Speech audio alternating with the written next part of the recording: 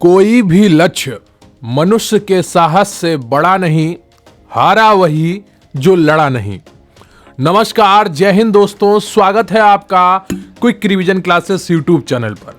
आज आपका मुख्य सेविका भर्ती 2022 की तैयारी में प्रैक्टिस सेट नंबर 6 करवाया जाएगा, जिसमें आपके 25 प्रश्न होंगे और सभी प्रश्न आपकी आगामी परीक्षा के लिए बहुत ही महत्वपूर्ण है। सभी प्रश्नों को ईमानदारी के साथ करिएगा और लगातार करते रहिए। इसी तरीके से आपके लिए हर प्रश्न बहुत आसान हो जाएगा, हर चैप्टर आपके लिए बहुत आसान हो जाएगा। लेकिन उसके लिए सबसे ज्यादा जरूरी है प्रश्नों को बार बार देखना, चाहे प्रश्न आ रहे हो चाहे ना आ रहे हो। अगर आपने लक्ष्य लिया है, अगर आपने प्रतिज्ञा की है कि इस भर्ती में आपको सिलेक्शन लेना है, तो अपने टॉपिक के साथ लगातार जुड़े रहिए। चाहे आपको पूरा रट गया हो, चाहे आपको बहुत आसान लगने लगा हो, लेकिन अपनी तैयारी में कोई कमी मत छोड़िए।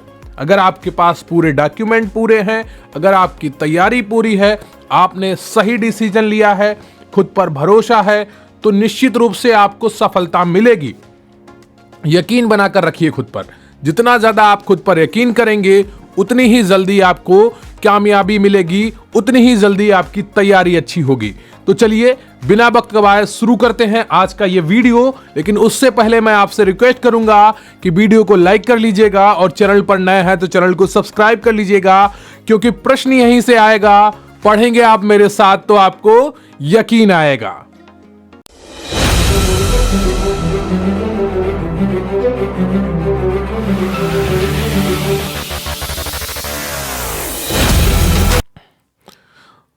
तो आज का आपका पहला प्रश्न है, समाज के प्रकारों में होने वाला परिवर्तन क्या कहलाता है? सामाजिक विघटन कहलाता है, सामाजिक परिवर्तन कहलाता है, सामाजिक विचलन कहलाता है, या सामाजिक एकीकरण कहलाता है? बताइएगा एबीसीडी में आपके कौन सा ऑप्शन सही है। आप में से हर किसी का यह प्रश्न सही होना चाहिए। कई बार आपको यह पढ़ाया जा चुका है, कई बार आपको समझाया जा चुका है। आप में से किसी का भी यह प्रश्न गलत नहीं होना चाहिए।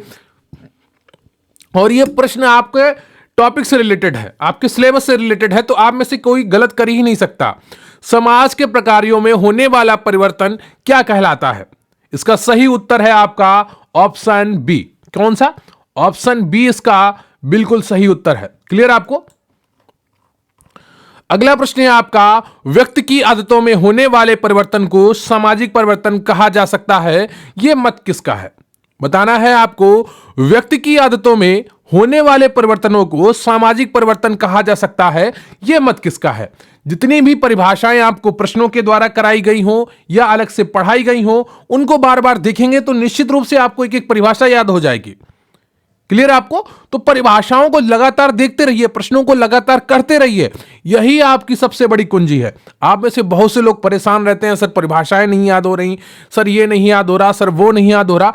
निश्चित रूप से आपको हर एक चीज याद हो जाएगी जब आप लगातार उन प्रश्नों को करेंगे, बार बार करेंगे।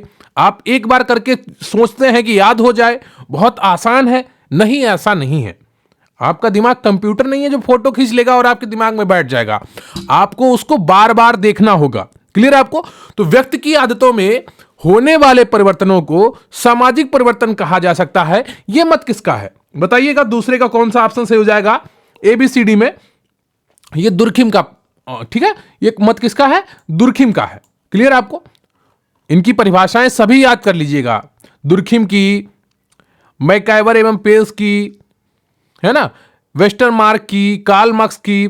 सामाजिक परिवर्तन का अर्थ केवल उन्हीं परिवर्तनों से है जो सामाजिक संगठन अर्थात समाज के ढांचे और प्रकारों में होते हैं। यह कथन किसका है?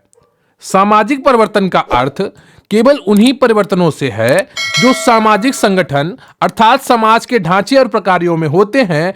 यह कथन किसका है? किंग्सले डेविस का है, मैकाइवर एवं पेस का है, जिन्सबर्ग का है, या जॉनसन का है? बताइएगा। सोशियोलॉजी से आप लोग बहुत परेशान रहते हैं, तो इसमें काफी प्रश्न आपको सोशियोलॉजी के वाले मिल जाएंगे। हर चीज आपको मिलेगी, लेकिन आपको लगातार धैर्य के साथ जुड़े रहना होगा। आपको बार बार रिवीजन करना होगा। जितना ज्यादा आप रिवीजन करेंगे, कम समय में ज्यादा पढ़ाई करने का तरीका ढूंढिए। क्लियर आपको? तो प्रश्न है, सामाजिक परिवर्तन का अर्थ केवल उन्हीं परिवर्तनों से है जो सामाजिक संगठन अर्थात समाज के ढांचे और प्रकारों में होते हैं। यह कथन किसका है? A option Kingsley Davis, B MacIver एवं पेज, सी जिन्सबर्ग और डी है जॉनसन। तीसरे का आपका कौन सा ऑप्शन सही हो जाएगा? जल्दी से बताइए। तीसरे का ए ऑप्शन आपका बिल्कुल सही है, किंग्सले डेविस का। क्लियर आपको? इनकी परिभाषाएं भी आपको याद रखनी होंगी। अगली परिभाषा है आपका, सामाजिक परिवर्तन का मुख्य कारण वर्ग संघर्ष है। यह कथन किसका है? बहुत ही आसान होगा, कई बार आपको यह करवाया गया है। तो अगर आपको खुद पर भरोसा है और आप लगातार ईमानदारी के साथ अपने पढ़ाई के साथ जुड़े हुए हैं, तो आप में से हर किसी का यह प्रश्न सही हो जाना चाहिए। सामाजिक परिवर्तन का मुख्य कारण वर्ग संघर्ष है, यह कथन किसका है? चर्चिल का है, कास्ट का है, कार्ल मार्क्स का है या पार्सन्स का है? बताइएगा। सामाजिक परिवर्तन का मुख्य कारण वर्ग संघर्ष है, यह कथन किसका है? तो चौथे का जो सही ऑप्शन है आपका वो सी हो जाएगा, कार्ल मार्क्स का। 10 बार यह परिभाषा आपको कराई गई होगी। अगर आपने अभी भी इस प्रश्न को गलत किया है तो निश्चित रूप से आप कहीं ना कहीं अपने साथ बेईमानी कर रहे हैं, अपनी पढ़ाई के साथ। अगला प्रश्न है आपका, किस विद्वान ने सामाजिक परिवर्तन को अंतरजात और बहिर्जात में वर्गीकृत किया? पार्सन्स ने, डेविस ने, आर्गवन ने या मैकाइवर ने? बताइएगा, किस विद्वान ने सामाजिक परिवर्तन को अंतरजात और बहिर्जात में वर्गीकृत किया है? पांचवें का आपका कौन सा ऑप्शन सही हो जाएगा? जल्दी से बताइए। तो पांचवें का जो सही ऑप्शन है आपका वो सी है, आर्गवन ने। क्लियर आपको?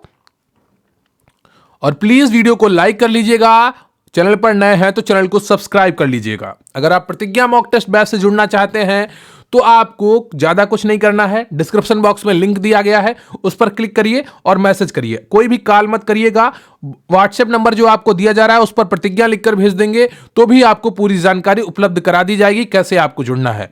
निश्चित रूप से आपका बहुत फायदा होगा अगर आप उससे जुड़ेंगे।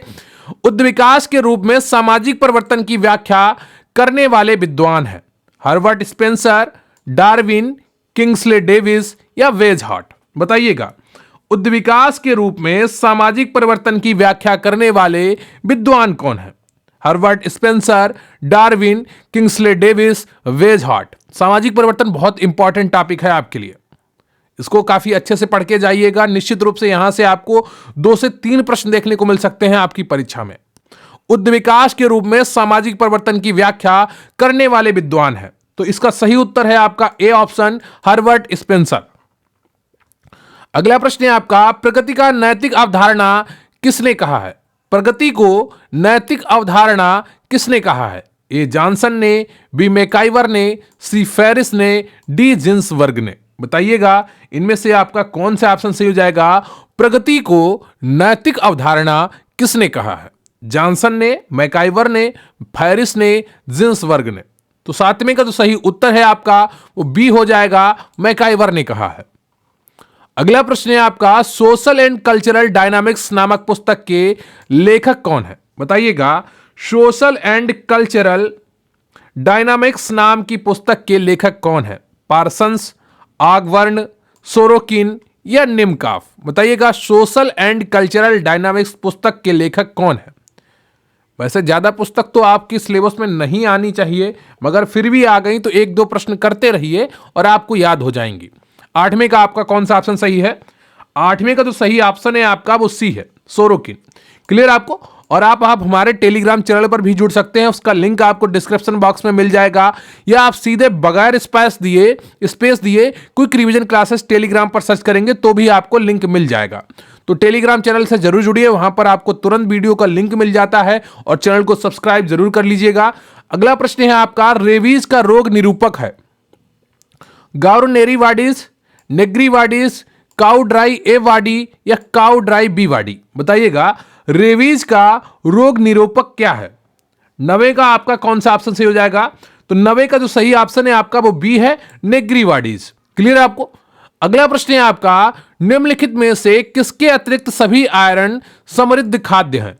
दूध, पालक, यकृत, मछली? बताइएगा, निम्नलिखित में से किसके अतिरिक्त सभी आयरन समृद्ध खाद्य हैं? मैंने 10 बार आपको यह लाइन बताई होगी कि किसमें आयरन नहीं होता है, वो आपको बताना होगा। निम्नलिखित में से किसके अतिरिक्त सभी आयरन समृद्ध खाद्य हैं? बताइएगा। तो 10 का ए ऑप्शन आपका बिल्कुल सही है। इसीलिए इसको अब पूर्ण फूड नहीं मानते हैं, यानी पूर्ण भोजन नहीं मानते दूध को, क्योंकि इसमें आयरन नहीं होता है। क्लियर है आपको? तो ए ऑप्शन आपका बिल्कुल सही है। अगला प्रश्न है आपका, भारतीय समाज में यौन संबंध अवैध माने जाते हैं। कब माने जाते हैं, यह आपको पहचानना है। विवाह पूर्व, विवाह उपरांत गैर पुरुष या महिला से, लिव इन रिलेशनशिप में, या उपरोक्त सभी। बताइएगा, भारतीय समाज में यौन संबंध अवैध माने जाते हैं, इनमें से कौन सा ऑप्शन आपका सही है? तो इसका जो सही उत्तर है आपका वो डी है, उपरोक्त सभी। विवाह पूर्व भी, विवाह उपरांत गैर पुरुष या महिला से बनाए गए संबंध, लिव इन रिलेशनशिप में। लिव इन रिलेशनशिप का मतलब होता है कि बगैर शादी के लड़का लड़की आपसी सहमति से एक दूसरे के साथ रहते हैं, तो उसको लिव इन रिलेशनशिप कहते हैं। ये बड़े महानगरों में देखने को ज़्यादा मिलता है। दिल्ली, नोएडा, आपका बेंगलोर, मुंबई, इन जगहों पर ये चीज़ें ज़्यादा देखने को मिलती हैं कि लोग लिव इन रिलेशनशिप में रहते हैं, साथ में जॉब कर रहे हैं और साथ में रहना शुरू कर देते हैं। क्लियर आपको? अगला प्रश्न है आपका, जेएसवाई है।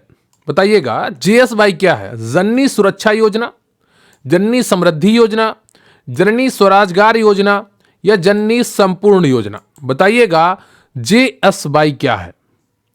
इसका फुल फॉर्म एक बार मैं ये प्रश्न आपको करवा चुका हूं, जहां तक मुझे याद है। बताइएगा, 12वीं का कौन सा ऑप्शन आपका सही है? तो 12वीं का जो सही ऑप्शन है आपका वो ए हो जाएगा, जननी सुरक्षा योजना। तो कमेंट करके जरूर बताइएगा अगर आपको याद हो जननी सुरक्षा योजना कब शुरू हुई थी। क्लियर आपको? ये मैं आपको करवा चुका हूं। अगला प्रश्न है आपका, रोग काल के दौरान एंटीबॉडी निर्माण द्वारा उत्पन्न इम्यूनिटी है। बताइए, सक्रिय प्राकृतिक इम्यूनिटी, सक्रिय कृत्रिम इम्यूनिटी, निष्क्रिय प्राकृतिक इम्यूनिटी, या निष्क्रिय कृत्रिम इम्यूनिटी।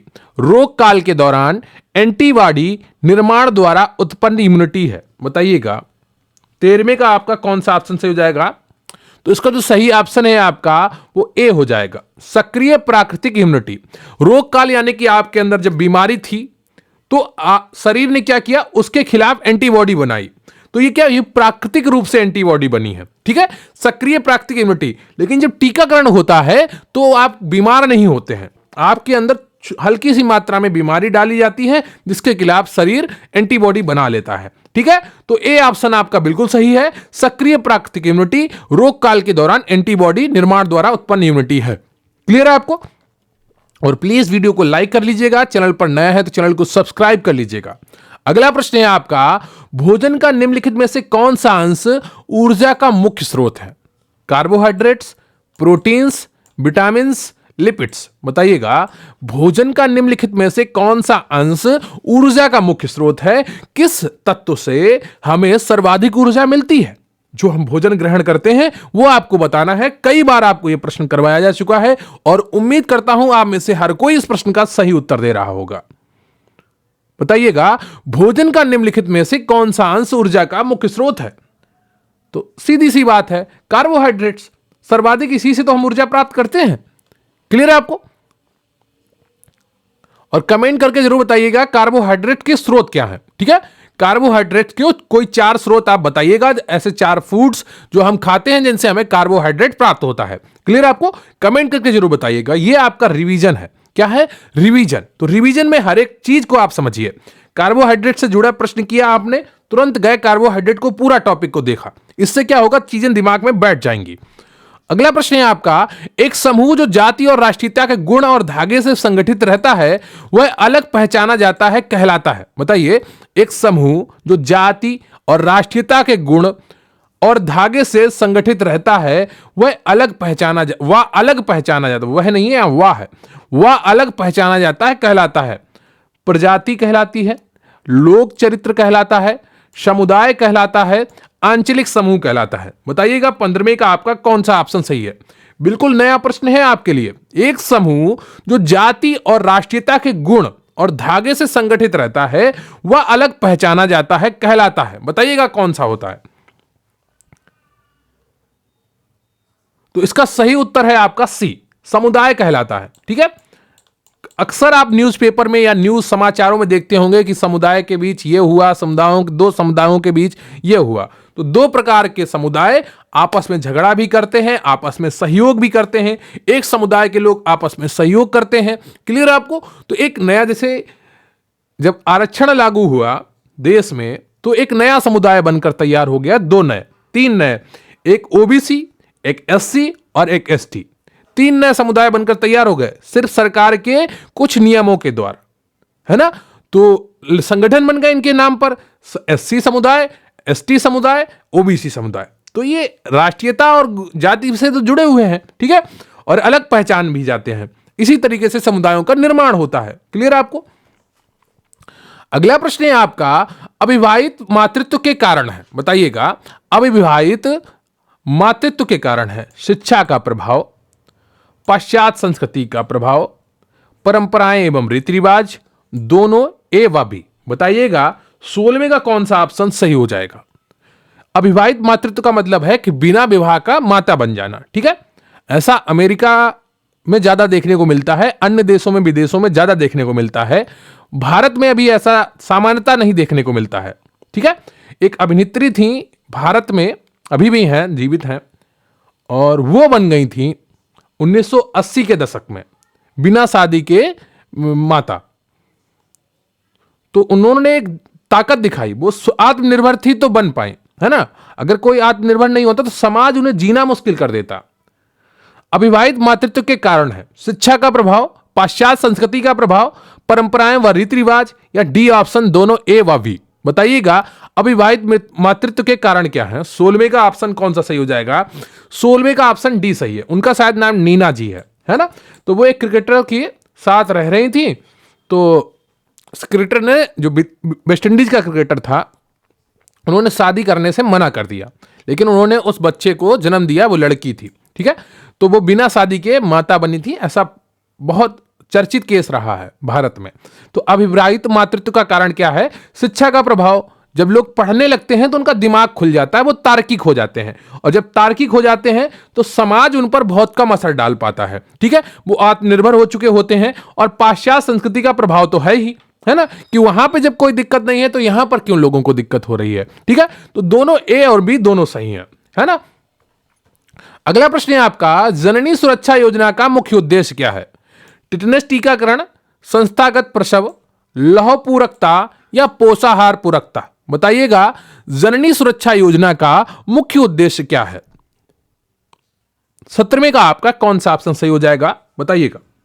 तो 17वें का जो सही ऑप्शन है आपका वो बी है, संस्थागत प्रसव, यानी कि हॉस्पिटल में जाके प्रसव करवाना, यानी कि बच्चे की डिलीवरी करवाना। ठीक है, अगला प्रश्न है आपका, शरीर के बेसल चयापचय दर बीएमआर को नियंत्रित करने वाला हार्मोन है। बताइएगा शरीर के बेसल चयापचय दर बीएमआर को नियंत्रित करने वाला हार्मोन है। Thyroid hormone, thymosin, corticoid hormone. बताइएगा शरीर के बेसल चयापचय दर को नियंत्रित करने वाला हार्मोन है। 18वें का आपका कौन सा सही हो जाएगा। तो 18वें का आपका ए ऑप्शन सही है, थायराइड हार्मोन। क्लियर आपको। अगला प्रश्न है आपका, वसा का ऊष्मीय मान होता है कार्बोहाइड्रेट और प्रोटीन से कम, प्रोटीन से कम लेकिन कार्बोहाइड्रेट से ज्यादा, कार्बोहाइड्रेट से कम लेकिन प्रोटीन से ज्यादा, कार्बोहाइड्रेट और प्रोटीन से अधिक। यह प्रश्न भी आपको कई बार करवाया जा चुका है, और सामान्य जानकारी के आधार पर भी आप इस प्रश्न का उत्तर दे सकते हैं। बताइएगा 19 का कौन सा ऑप्शन सही हो जाएगा।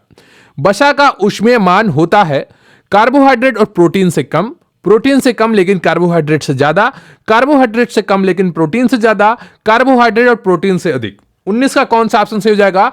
19 का डी ऑप्शन से हो जाएगा। क्लियर आपको। अगला प्रश्न है आपका, संतुलित आहार में निम्न में शामिल नहीं है कार्बोहाइड्रेट और वसा, न्यूक्लिक एसिड और एंजाइम, प्रोटीन और विटामिन, खनिज और लवण। बताइएगा संतुलित आहार में निम्न में शामिल नहीं है। बताइएगा 20 का कौन सा ऑप्शन सही हो जाएगा। 20 का बी ऑप्शन आपका सही है, न्यूक्लिक एसिड और एंजाइम। क्लियर आपको। अगला प्रश्न है आपका, अनाज निम्न के प्रमुख स्रोत हैं कार्बोहाइड्रेट्स के, प्रोटीन्स के, वसा के, विटामिन्स के। अनाज से मुख्यतः हमें क्या मिलता है, यह आपको बताना है। अनाज से मुख्यतः हमें क्या मिलता है, यह आपको बताना है 21 में।